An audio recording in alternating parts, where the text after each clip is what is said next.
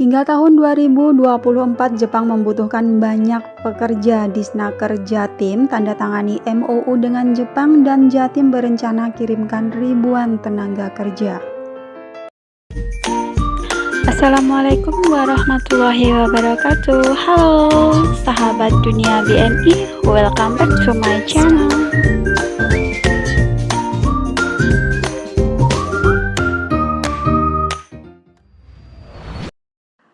Dinas Tenaga Kerja dan Transmigrasi Jatim melakukan penandatanganan kerjasama atau MOU fasilitasi informasi peluang kerja dan peningkatan kualitas melalui program Specific Skill Worker atau SSW ke Jepang dengan PT Takumi Koba Indonesia sebagai perwakilan RSO atau Sending Organization di Indonesia secara virtual yang dilaksanakan di kantor di Snaker Trans Jatim pada hari Rabu 21 Juli 2021.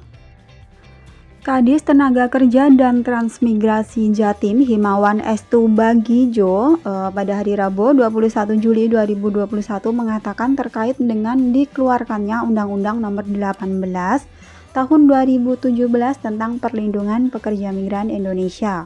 Upaya perlindungan menjadi amanat sangat penting dalam perubahan tata kelola penempatan dan perlindungan bagi PMI. Setidaknya ada 4 perubahan meliputi peran negara dalam memfasilitasi migrasi pekerja migran Indonesia, keberadaan layanan terpadu satu atap atau LTSA, dan Disnaker atau kabupaten dan kota sebagai tempat pendaftaran calon pekerja migran Indonesia. Fungsi perlindungan lebih dioptimalkan baik sebelumnya, selama dan sesudah purna kerja dan tidak ada biaya dalam proses pelatihan kerja di Balai Latihan Kerja.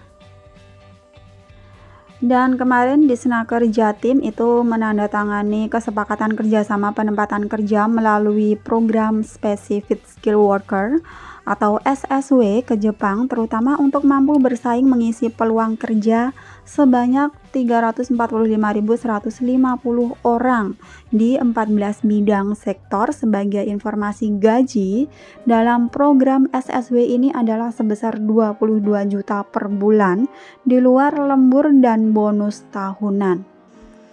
Wow, ini gajinya lumayan gede ya teman-teman. Jadi buat teman-teman yang pengen kerja ke Jepang, boleh kepoin ini PT Takumi Koba ya. Cuma karena pandemi di Indonesia masih parah ya, mungkin ini juga agak terhambat untuk prosesnya.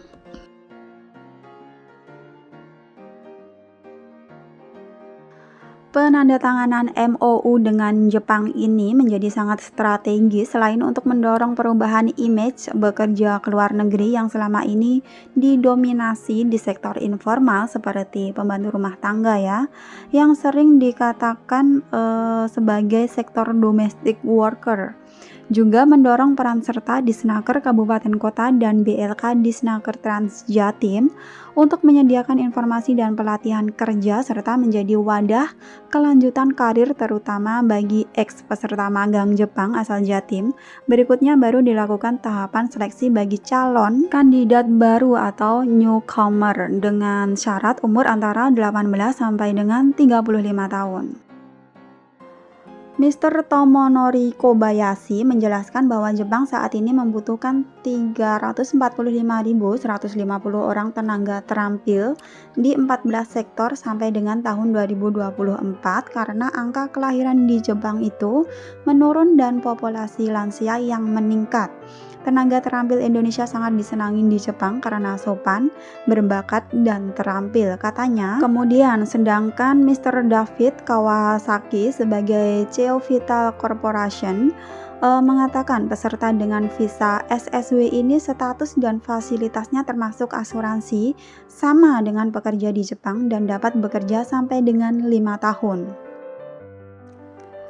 Dalam tahapan selanjutnya, pasca penandatanganan MOU ini dilakukan sosialisasi pengenalan dan tahapan teknis kepada 38 Disnaker se-Jatim dan 16 BLK Disnaker Trans-Jatim untuk mengisi program SSW.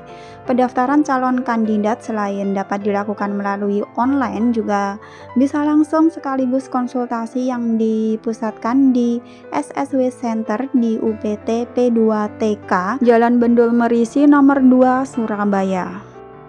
Sebagai informasi, dampak pandemi COVID-19 di sektor ekonomi dan ketenagakerjaan masih kita rasakan bersama, terlebih dampak di sektor usaha dan penerapan pembatasan kegiatan masyarakat atau PPKM serta kepulangan para PMI dari luar negeri, baik karena finish kontrak ataupun PHK karena COVID-19.